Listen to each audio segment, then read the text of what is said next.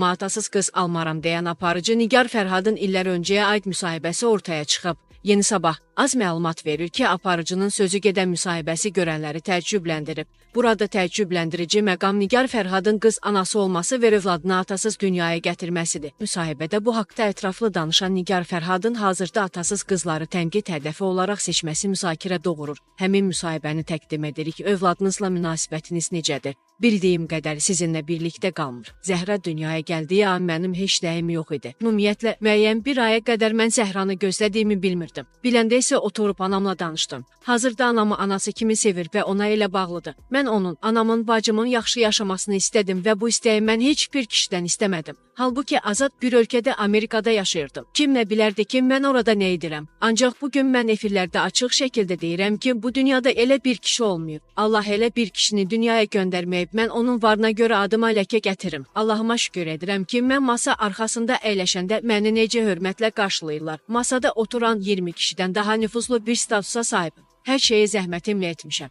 Elə kişi yoxdur, gəlib desin ki, mən Nigar üçün bir zəng etdim. Maddiyatı bir tərəfə qoyuram. Bir zəngi belə deyə bilmizlər. Hər şeyə öz çabandır. Ancaq sualımızdan qaçdınız.